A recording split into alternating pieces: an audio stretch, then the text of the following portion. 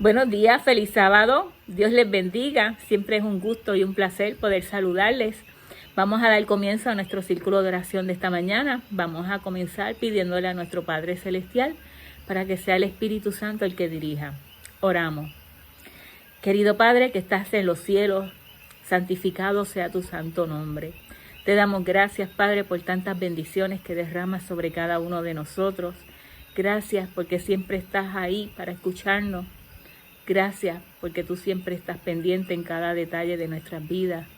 Y en esta hora, Padre, vengo delante de ti para pedirte que sea el Espíritu Santo el que dirija de principio a fin para tu gloria y tu honra y para que todo aquel que escuche sea bendecido. Lo pedimos en el nombre de tu Hijo Jesús. Amén. Bueno, continuamos con el libro de Nehemías. Ahora vamos al capítulo número 4. Vamos a ver el ataque de los enemigos. Hay un grupo de hombres que se molestan cuando el pueblo comenzó a realizar la obra, a reedificar los muros.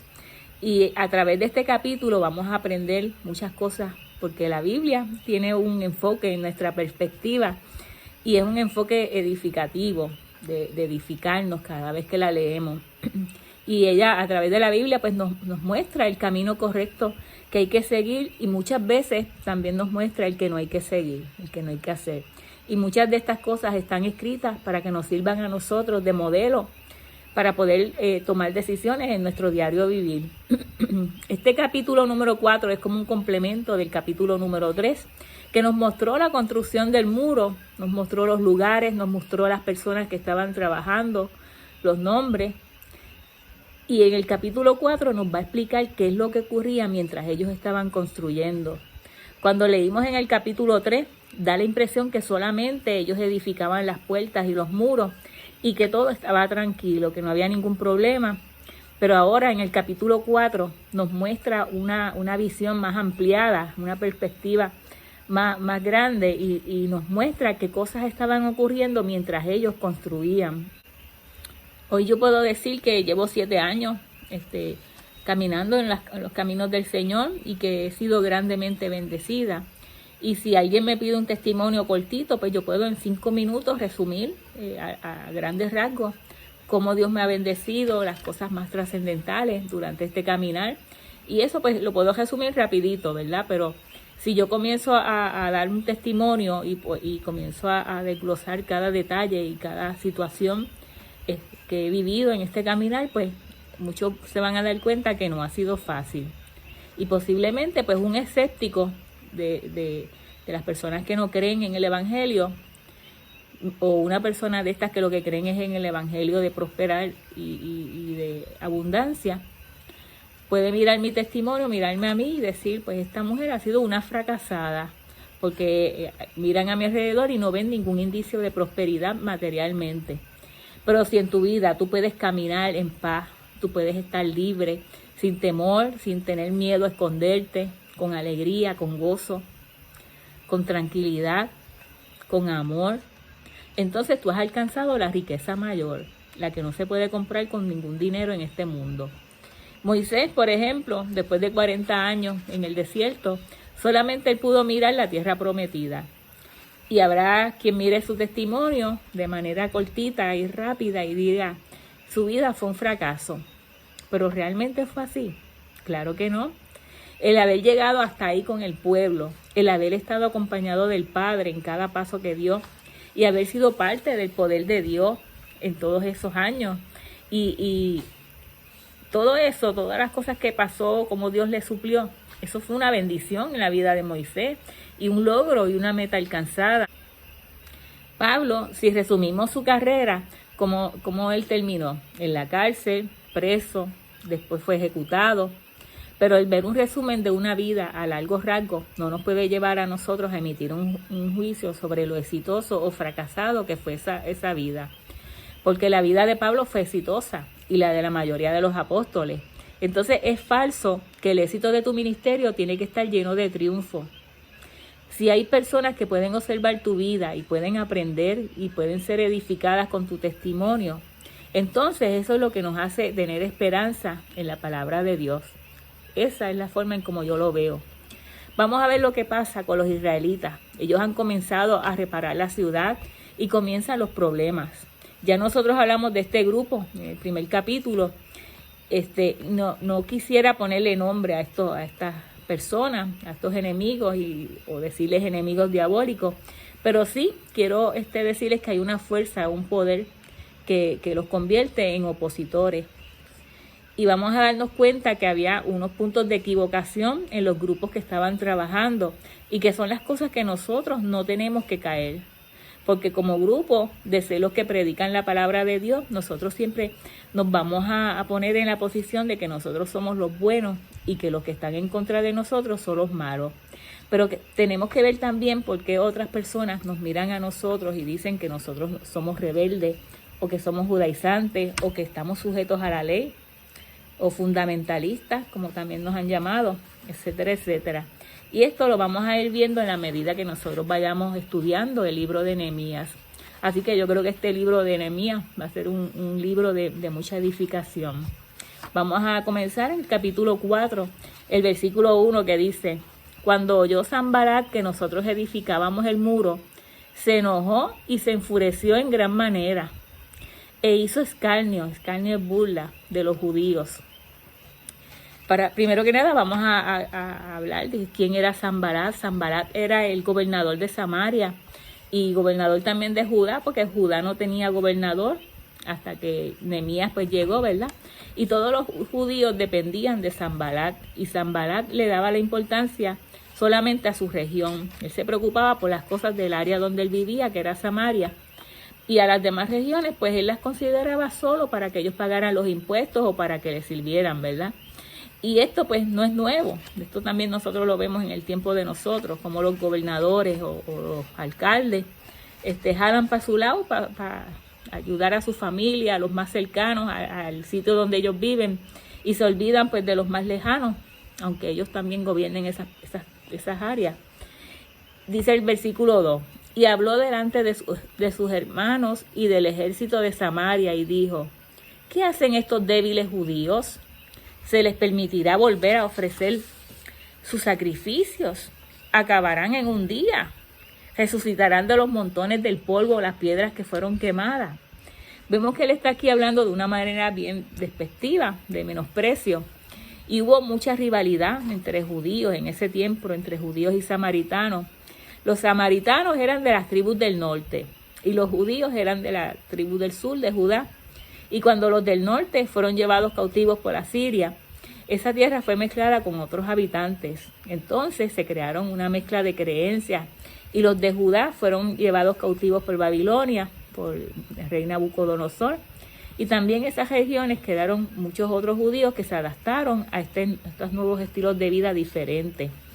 Y los judíos que están trabajando en esta edificación de los muros son judíos que habían regresado de Babilonia y que ya traían una mentalidad diferente. Ellos ya eran, podríamos decir, religiosos. Y cuando tienes una religión, muchas veces eso te divide, eso te aparta de las demás personas. Entonces muchos de los conflictos que tenían los judíos y los samaritanos era por sus creencias.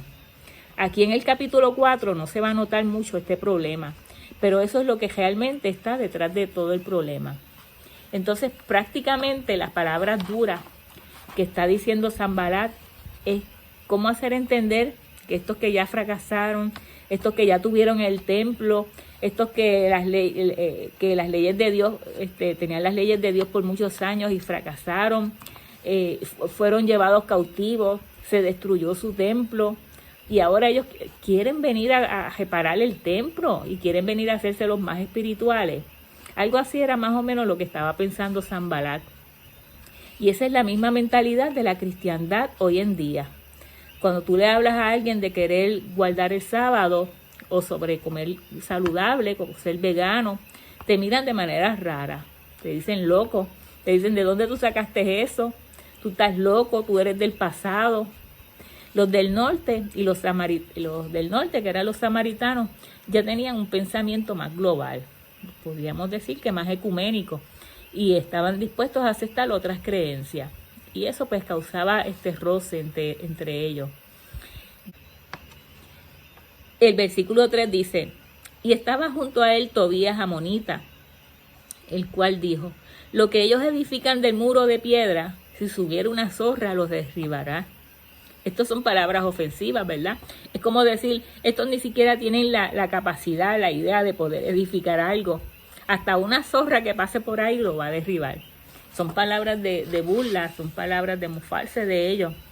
En Proverbios 1:22 dice: ¿hasta cuándo, oh simples, amaréis la simpleza? Y los burladores desearán el burlar, y los insensatos aborrecerán la ciencia. Una persona que utiliza la burla para hacer ver menos a los otros, la Biblia les llama simple.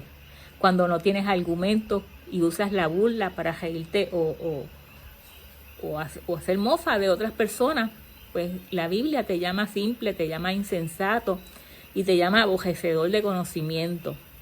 En 2 de Pedro 3:3 nos dice: sabiendo primero esto, que en los postreros días vendrán burladores andando según sus propias concupiscencias. Son personas que se van a presentar no debatiendo, no explicando la palabra de Dios, sino burlándose y hablando según su propio deseo. Esto ocurrió pues en el tiempo de Esdras y de Nehemías, también en el tiempo de los apóstoles, pero la Biblia nos dice que también va a ocurrir en los postreros días, o sea que va a ocurrir en el tiempo del fin. En Judas 1:18-21 dice: los que os decían, en el postrer tiempo habrá burladores que andarán según sus malvados deseos. Estos son los que causan divisiones, los sensuales que no tienen al Espíritu. Como quieren vivir de acuerdo a sus deseos, pues carnales, menosprecian a los que no quieren vivir con ese estilo de vida. Así como hablaba Tobías, tratando a otros como ignorantes y como que no, mofándose de ellos porque no sabían hacer las cosas. Pues ese es el estilo que utilizan las personas que no tienen argumento. Por eso hay que tener mucho cuidado cuando tú discutes con una persona de esta, porque si ves que la persona no quiere entrar en razón y lo que quiere es discutir, pues debes de quedarte callado y quedarte calmado y no seguir la discusión, porque puedes caer también en lo mismo, en comenzar a burlarte de esa persona.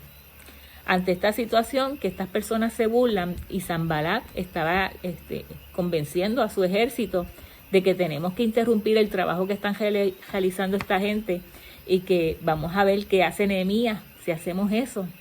Vamos a ver qué es lo que ocurre. En ese momento Nehemías comienza a hacer una oración. Vamos al versículo 4. Dice: oye, oh Dios nuestro, que somos objeto de su menosprecio, y vuelve el baldón de ellos sobre su cabeza, y entrégalos por despojo en la tierra de su cautiverio. Nehemías le está pidiendo a Dios que lo que ellos están pensando sobre nosotros, sobre Nehemías y su grupo, pues que ocurra sobre ellos. Dice el versículo 5: no cubra su iniquidad, ni su pecado sea borrado delante de ti, porque se airaron contra los que edifican. Él está diciendo, no le tomes en poco lo que están haciendo, porque están enojados con lo que están edificando. Le están diciendo, nuestro trabajo es el que está bien y ellos son los malos. Así que maldícelo, dale maldición a ellos y a nosotros bendición. Y este punto de vista lo utilizan muchas personas diciéndole a Dios que ellos están bien y que los demás están mal. Y es como algo fuerte y contradictorio, ¿verdad? Que como que choca. Porque puede ser que algunas de las cosas que hacía Nehemías no fueran correctas. Pero ahora no vamos a ver ese punto todavía. Eso lo vamos a ver más adelante. Y no es que Nehemías estaba mal. Es porque Nehemías estaba utilizando y estaba basando su oración en algunas oraciones que se habían hecho en la antigüedad. Pero vamos a ver más en detalle eso más adelante. En Éxodo 27 dice: no tomarás el nombre de Jehová tu Dios en vano, porque no dará por inocente Jehová al que tomare su nombre en vano. Sanbalat, Tobías y los demás también dijeron que ellos sirven a Dios, pero ¿de qué manera ellos invocan y adoraban su nombre? Ellos usaban el nombre de Dios para obtener favores, no con el objetivo de servir. Y eso es lo que Nehemías estaba viendo, que ellos están usando el nombre de Dios, del Padre, pero mezclándose con otras culturas, viviendo una vida que no es correcta, haciendo las cosas que al Padre no le agradan. Y el mandamiento dice, no tomarás el nombre de Jehová en vano. Y es que el nombre no solamente se refiere al nombre, sino también a la vivencia, a la actitud, al carácter. No es simplemente mencionar el nombre de Dios. Si tu vivencia, tu carácter, tu actitud es totalmente opuesta a lo que enseña Dios, entonces estás tomando el nombre de Dios en vano. Entonces Nehemías venía con ese celo grande hacia el Padre, al punto de que él hace esta oración. Ellos estaban deshonrando el nombre de Dios delante de las naciones y están haciendo que no crean que existe un Dios todopoderoso, porque le están dando más importancia al rey que a otras cosas. Entonces, en base a esto es que Nehemías hace esta oración. Ellos ahora están interrumpiendo el trabajo que nosotros estamos haciendo y que lo estamos haciendo en tu nombre, para que las naciones vean que tu pueblo tiene un Dios verdadero y poderoso. Y ellos están utilizando tu nombre para interrumpir la labor que nosotros estamos haciendo. Y en el Salmo 79, versículos del 10 al 13, esto es un salmo de Asaf. Y estos hombres de Asaf eran hombres que trabajaban en el templo de David. Ellos se dedicaban a la música y a los salmos. Y probablemente uno de estos hombres pues tenía que ver con lo que ocurrió en el pueblo de Israel cuando estaban cautivos en Babilonia, y creemos que este salmo se escribió en el tiempo de Esdras y Nehemías, y basándose en las escrituras de estos hombres que eran descendientes de Asaf. Eran hombres que eran poetas, eran cantantes, eran músicos del templo. Vamos a ver qué nos dice Salmo 79, versículos del 10 al 13. Dice: ¿por qué se le permite a las naciones paganas burlarse y preguntar: ¿dónde está su Dios? Muéstranos tu venganza contra las naciones, porque han derramado la sangre de tus siervos. Escucha el lamento de los prisioneros. Demuestra tu gran poder al salvar a los condenados a muerte. Oh Señor, multiplica 7 veces tu venganza contra nuestros vecinos, por la burla que han lanzado contra ti. Entonces nosotros, tu pueblo, las ovejas de tu prado, te agradeceremos por siempre y para siempre, y alabaremos tu grandeza de generación en generación. Probablemente Nehemías, cuando hace esta oración, pues tiene en cuenta que en la antigüedad hombres de fe reclamaron por justicia y pidieron que no se les tome en poco lo que estaban haciendo. Pero desde mi perspectiva, en lo que yo pienso, nosotros en este tiempo final no debemos tomar esta actitud de Nehemías. De maldecir, de pedirle a Dios que maldiga a esas personas que no son piedra de tropiezo a nosotros, esas personas que nos hacen la vida imposible a veces, y que nos hacen mal. No debemos tomar esa misma actitud de Nehemías de maldecirlo. Cuando esto le ocurrió a Jesús, Él nos enseñó diferente. ¿Se acuerdan cuando los samaritanos rechazaron a Jesús? A Jesús, y Santiago y Juan le dicen: Maestro, estos son rebeldes, te rechazaron. Vamos a orar y pediremos que caiga fuego sobre ellos y que los consuma. Da la orden. Pero Jesús no vino para condenar, sino para salvar. Y es diferente el mensaje del Maestro, de Jesús. Y estamos haciendo este estudio de Nehemías para nosotros ver y entender qué es lo que tenemos que hacer. Y hay cosas pues que podemos imitar, pero hay cosas que no.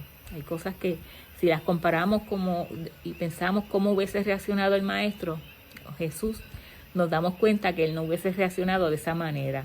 Él no hubiese reaccionado maldiciendo al enemigo. Vamos a ver el versículo 6, dice: edifiquemos pues el muro, y toda la muralla fue terminada hasta la mitad de su altura, porque el pueblo tuvo ánimo de trabajar. En ese momento, pues el pueblo estaba contento, estaban unidos, estaban felices, estaban trabajando. Y hasta aquí, pues todo era especial, todo estaba chévere, ¿verdad? Vamos a ver el versículo 7, dice: pero aconteció que oyendo Sanbalat y Tobías y los árabes, los amonitas y los de Asdod, que los muros de Jerusalén eran reparados, porque ya los portillos comenzaban a ser cerrados, se encolerizaron. Si fueran puertorriqueños, se enfogonaron mucho. Todos eran líderes del territorio de Judá. O sea que Judá estaba rodeada de ¿qué? De enemigos, ¿verdad? ¿A quién le convenía que Jerusalén tuviera muros? Se convertiría en una fortaleza donde ellos pudieran refugiarse si hubiese alguna guerra. Y en esa época pues estaba gobernando el imperio Persia y para ese entonces había tenido conflictos con los griegos y con los egipcios. De hecho, el papá de Artajerjes se había enfrentado y había recibido también una paliza. Y los griegos estaban pensando salir de sus límites e ir más allá del oriente. Y los egipcios estaban recibiendo la influencia de por qué vamos a dejar que estos persas nos gobiernen. Y más que nada, pues no querían la influencia tampoco religiosa. Y por eso es que se levantaban constantemente revueltas. La región de Canaán era el territorio por donde pasarían los egipcios y los persas. Entonces, tener ahí esa fortaleza, esas murallas ahí, ¿a quién les convenía? Pues lógicamente le favorecían al rey de Persia, porque tendría donde refugiarse. Por eso es que el rey está ayudando a Nehemías a que se haga esta edificación. Y también pues le iba a favorecer a los judíos, pues en el sentido de que ellos iban a poder independizarse y controlar más la ciudad de los comerciantes, de los políticos o de otras personas que llegaran de otras regiones, ¿verdad? Y pues al que no le gustaran sus leyes, pues ellos los podían expulsar de la ciudad. Así que por ese lado, pues también les favorecía a los judíos para ellos poder fomentar su creencia. Y eso es una de las cosas que no le gustaba a los que estaban cerca de esa área, que iban a poder influenciar más a las personas con su religión. Eso a ellos no les agradaba mucho. Y regularmente solemos ver esto, que esto ocurre cuando se forman sectas, para que las personas pues se convenzan más de sus creencias y les prohíben que vean a otros predicadores, les prohíben que lean otros libros, les prohíben que vean televisión, cosas así. Y muchas de estas sectas se han derribado pues gracias al internet, que pues ha ayudado que las personas abran los ojos y que puedan ver la realidad. Así que vemos aquí que habían varias razones para edificar el muro y pues también este muro representaba seguridad para ellos. Y todo depende de quién maneje la construcción. Si va a ser beneficiosa para las personas o si va a ser pues algo malo, algo negativo. Y de la misma forma, si tú estás predicando la palabra, eso tiene que beneficiar a las personas. Tienes que ser más entendido, tienes que ser más amable, tienes que ser más luz para las naciones. Por eso es que este tema del muro es un tema muy complejo. No podemos hacer que sea solamente un tema religioso, porque esto abarca muchas áreas, porque había muchos conflictos en esta época de Nehemías. Vamos a ver el versículo 8, dice, y conspiraron todos a una para venir a atacar a Jerusalén y hacerle daño. Ahí es cuando empieza la intolerancia. Versículo 9 dice, entonces oramos a nuestro Dios y por causa de ellos pusimos guarda contra ellos de día y de noche. Aquí pues ya comienzan a preocuparse y la edificación del muro ya pues no era algo feliz, ya había algo, era una preocupación, y tenían que estar pendientes de los ataques. Versículo 10 dice, y dijo Judá, las fuerzas de los acarreadores se han debilitado y el escombro es mucho y no podemos edificar el muro. Fíjense que cuando comienzan las amenazas, ellos estaban de lo más felices trabajando. Pero cuando comienzan las amenazas, pues ya empiezan a ver que no vale la pena construir el muro, que ya se sienten cansados, que ya no están en tranquilidad, que ya no están avanzando. Pero cuando comienzan esos problemas, pues las amenazas, las pruebas, que empiezan las excusas, ¿verdad? Versículo 11 dice, y nuestros enemigos dijeron, no sepan ni vean hasta que entremos en medio de ellos y los matemos y hagamos cesar la obra. Vamos a atacar de sorpresa, estaban diciendo el enemigo, ¿verdad? Es triste, ¿verdad? Cuando las personas fanatizadas recuerdan un grupo que juró que no iban a comer hasta que no mataran a Pablo, pero Pablo duró muchos años. Versículo 12 dice, pero sucedió que cuando venían los judíos que habitaban entre ellos, nos decían hasta 10 veces, de todos los lugares de donde volviereis, ellos caerán sobre vosotros. O sea que había gente que les estaba avisando. Versículo 13. Entonces por las partes bajas del lugar, detrás del muro y en los sitios abiertos, puse al pueblo por familias, con sus espadas, con sus lanzas y con sus arcos. Vamos a tratar de entender a Nehemías, porque le están diciendo que Sanbalat y sus enemigos van a venir para atacar, que esta gente que está fanatizada, y él dice, voy a poner en los lugares más fáciles de entrar, voy a poner ahí al pueblo con la familia, los voy a dividir por familias y ahí los voy a poner como guardias armados, con lanzas, con espadas y con arcos. Y podemos pensar que Nehemías pues va a sacrificar a estas familias, ¿verdad? Pero Nehemías no lo hizo para que ellos pelearan. Recuerden que lo que pensaban de su gente era que eran unos gallinas, que tan pronto pues llegaran ellos se iban a rendir. Pero Nehemías dice no. Cuando ellos lleguen, que vean que nosotros también nos defenderemos. ¿Y cómo se podía tener fortaleza en aquella situación, verdad? Pues por familia. Lo que hace grande o fuerte a un grupo son las familias. No se puede ir en contra de papá o de mamá o de la abuela por sus creencias.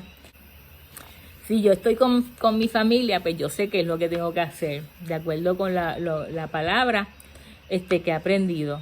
Y eso es lo que representa la espada, que no es para cortarle el cuello a nadie, sino para hacerle ver que nosotros estamos unidos, que somos un grupo fuerte, que tenemos un entendimiento, que no estamos jugando y que por eso es que estamos acá, por eso es que estamos realizando la obra.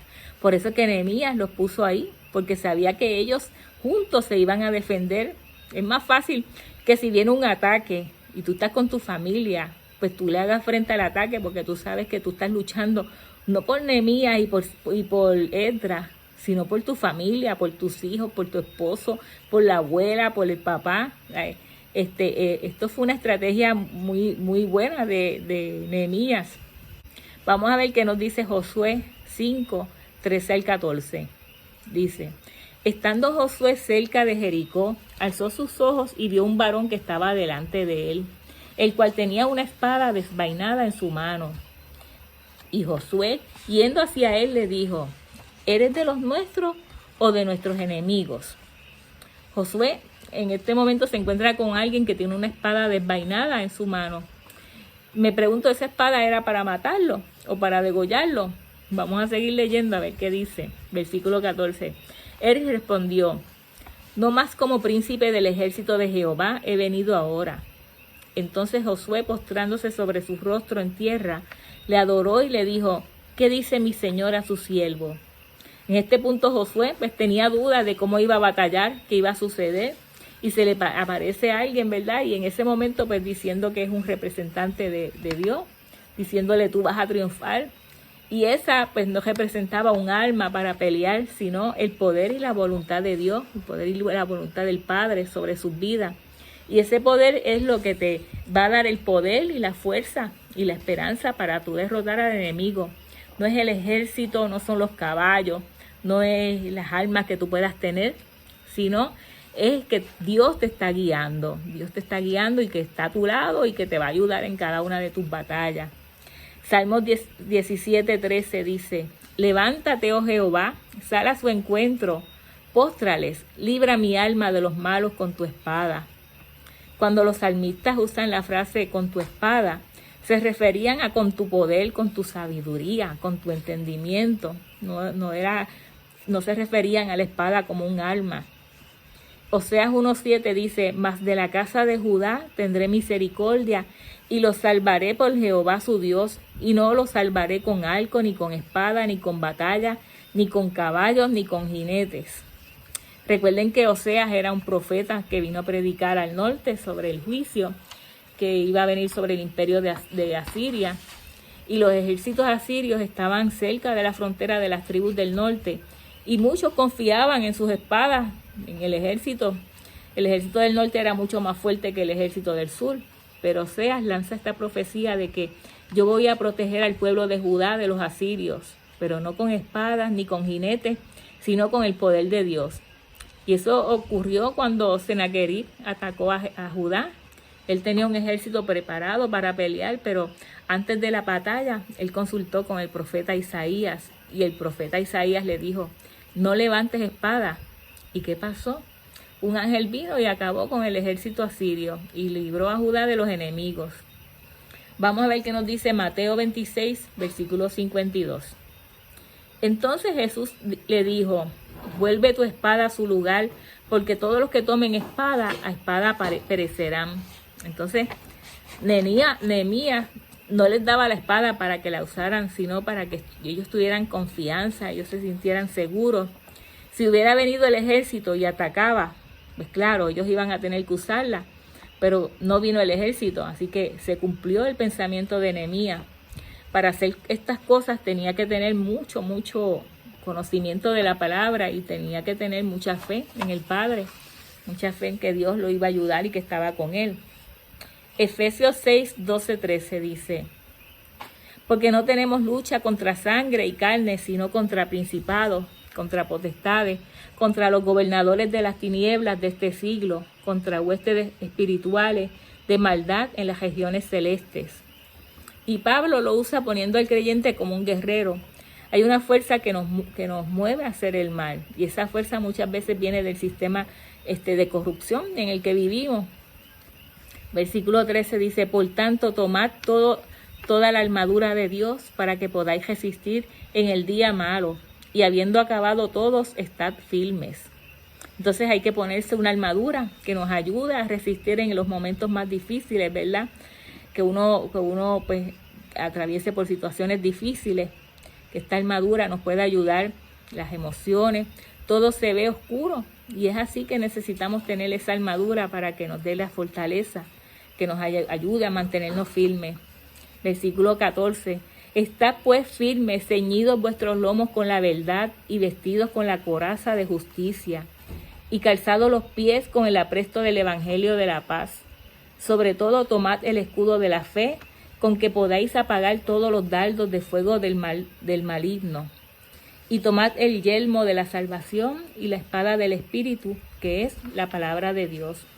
La espada es el resultado de haber vivido conforme a la voluntad del Padre. Agarra la espada y la extiendes. Cuando tú haces ese movimiento, eso significa que tú estás viviendo bajo la voluntad del Padre, conforme a la voluntad del Padre. De lo contrario, esa espada no va a funcionar en tu mano. Y volviendo a Nehemías, ellos no eran guerreros ni soldados. Entonces, ¿por qué tomaban la espada en la mano? Porque en esos momentos que dice Pablo que ya estaba en su corazón, porque ya estaban preparados para defenderse de esa influencia maligna. Pero ellos no necesitaban defenderse, pero la espada les daba esa defensa, les daba esa seguridad. Y es lo que Nehemías y Pablo entendieron, que hay que estar listos para la lucha. Pero eso no quiere decir, como dicen por ahí, con a Dios orando y con el mazo dando. Tu fe, tu fortaleza, te tienen que ayudar a avanzar en las situaciones difíciles. No es con espadas ni con ejércitos, sino con el poder de Dios que se logran las batallas.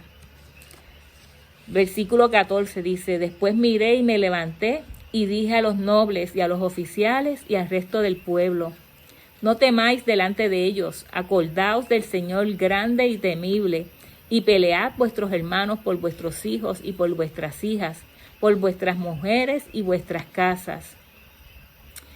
Es primordial que nosotros podamos infundir en nuestra familia.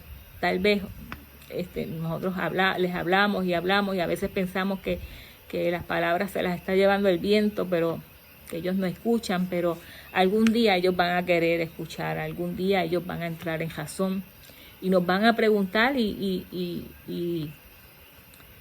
por ellos es que lo hacemos, por ellos es que batallamos, por nuestra familia, porque ellos también pues se salven, porque ellos también busquen de Dios, busquen la palabra.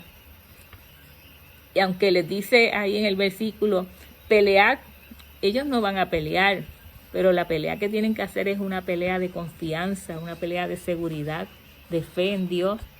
Yo me imagino a Nehemías, imagínense ustedes que Nehemías hubiese sacrificado a todo el pueblo y después se presentara delante del rey y el rey le pregunta qué pasó y que él le diga todo el pueblo murió, qué vergüenza, ¿verdad? No puedes estar como líder para que el pueblo se sacrifique. Al contrario, tu pueblo tiene que tener confianza y tiene que tener fe y tiene que tener seguridad. Y hemos visto aquí que eso está representado por la espada, que es la palabra de Dios. Para hacer lo que ellos hicieron, fe de que no va a ocurrir nada. no la fe de que a veces escuchamos muchas veces por ahí, hermanos, que dicen, luchemos aunque nos maten, aunque muramos, avancemos hacia adelante. Pero no era eso, era, no nos va a pasar nada. Esa fe, esa certeza de que Dios está cuidándolo, de que Dios está a su lado y que no los va a proteger, que no les va a pasar nada. Y con este pensamiento, pues ellos se sentían seguros. Y eso era lo que Nehemías esperaba.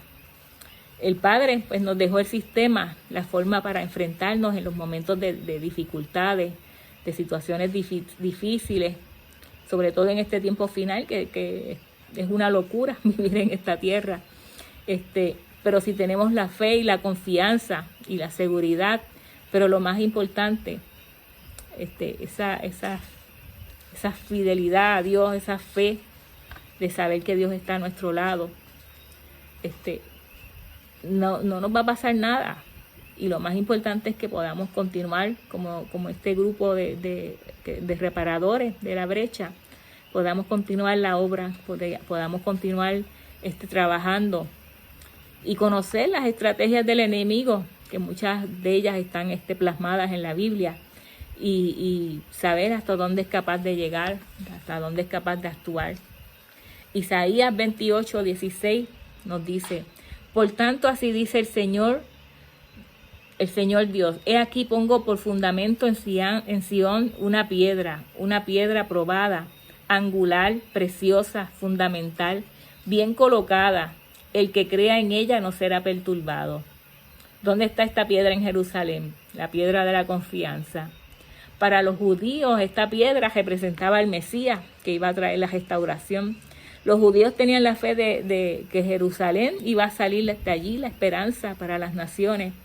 Por eso era que tenían esa confianza. En Primera de Pedro 2:4 dice: acercándose a él, piedra viva, desechada ciertamente por los hombres, mas para Dios escogida y preciosa. Vosotros también, como piedras vivas, sed edificados como casa espiritual y sacerdocio santo, para ofrecer sacrificios espirituales aceptables a Dios por medio de Jesucristo. Lo que estaban construyendo era manifestación de Dios en el ser humano, porque a pesar de que tenían enemigos rodeándolos, no iban a acercarse a ellos al ver que ellos estaban trabajando juntos y dispuestos a defenderse, porque ellos sabían que si Dios trabajaba, no había pueblo que los derrotara. Si Dios estaba a su lado, pues nadie iba a poder hacerle frente. ¿Se acuerdan ustedes de Jericó y de la mujer Rahab? Ella le dice: nosotros sabemos que tu Dios es poderoso, y tenían temor de Dios. Y muchas naciones, cuando veían un pueblo trabajando unido y con fe, pues le tenían miedo porque sabían que Dios los estaba dirigiendo. Como dice el proverbio, el principio de la sabiduría es el temor a Dios. Cuando Josué giraba alrededor de Jericó, todos los que estaban observando sabían que algo iba a ocurrir, sabían que algo iba a pasar, porque sabían que Josué estaba con Dios y que Dios iba a manifestarse. Versículo 15 de Nehemías 4 dice: y cuando oyeron nuestros enemigos que lo habíamos entendido y que Dios había desbaratado el consejo de ellos, nos volvimos todos al muro, cada uno a su tarea. Algo ocurrió, que no atacaron.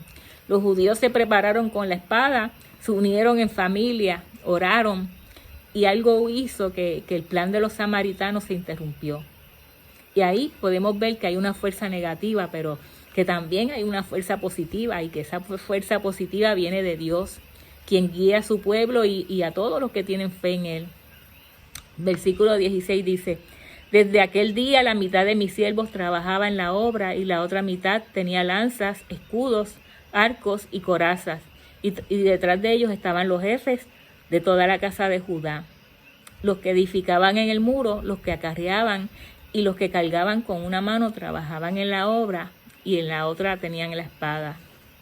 Vemos ahí una foto de una persona que está trabajando, con una mano trabajando y con la espada en la otra. Qué difícil, ¿verdad?, tener que trabajar de esa manera. En este tiempo, pues, significa que puedes hacer las cosas con las bendiciones que Dios te da, pero siempre pendiente de las cosas de Dios. siempre pendientes de tenerlo a Él en primer lugar. Ya vimos que la espada es para tener la fuerza de Dios en nuestro corazón. Versículo 18 dice: porque los que edifican, cada uno tenía su espada ceñida a sus lomos, y así edificaban, y el que tocaba la trompeta estaba junto a mí. O sea que había una persona que tenía un shofar, para que si ahí ocurría un ataque del enemigo o alguna situación, avisar al pueblo. Y qué interesante, ¿verdad? Que en cada lugar había uno para avisar y para proteger a esa familia y para avisarle a los demás. Versículo 19 dice: y dije a los nobles y a los oficiales y al resto del pueblo: la obra es grande y extensa, y nosotros estamos apartados en el muro, lejos unos de otros. En el lugar donde oyereis el sonido de la trompeta, reunidos allí con nosotros, nuestro Dios peleará por nosotros. Ellos sabían que donde quiera que sonara el shofar, pues era porque había un ataque, que se reunieran todos en ese lugar para unirse en fuerza, pero que Dios iba a pelear por ellos. Cuando ocurra un ataque y escuchen ese sonido, únanse. Constantemente Nehemías le está transmitiendo esa esperanza a su pueblo. Cuando Jesús regrese, también va a sonar un shofar, va a sonar la trompeta, y todos estaremos reunidos esperándolo, y Él peleará por nosotros. Qué bendición, ¿verdad? Éxodo 14:14. Jehová peleará por vosotros, y vosotros estaréis tranquilos. Deuteronomio 1:30. Jehová vuestro Dios, el cual va delante de vosotros, Él peleará por vosotros conforme a todas las cosas que hizo por vosotros en Egipto, delante de vuestros ojos. Versículo 21. Nosotros, de Nehemías, nosotros pues trabajábamos en la obra, y la mitad de ellos tenían lanzas desde la subida del alba hasta que salían las estrellas. Trabajaban sin parar día y noche. También dije al pueblo: cada uno con su criado permanezca dentro de Jerusalén, y de noche sirvan de centinela y de día en la obra. Me imagino que ellos se turnaban para dormir. Y ni yo, ni mis hermanos, ni mis jóvenes, ni la gente de guardia que me seguía, nos quitamos nuestro vestido. O sea que tampoco se cambiaban de ropa. Cada uno se desnudaba solamente para bañarse. Bueno, por lo menos se bañaban, ¿verdad? Cuando uno está decidido a hacer la obra, no hay excusa. No hay excusa. Se acabó el problema con los samaritanos. Gente de afuera que quería interrumpir la obra. Pero ahora vamos a ver en este próximo capítulo que ahora van a comenzar los enemigos que están dentro de la obra con los propios judíos, que allí había muchos problemas económicos, pero esto lo vamos a ver en el próximo capítulo, en el capítulo número 5. Dios les bendiga y que tengan un feliz sábado.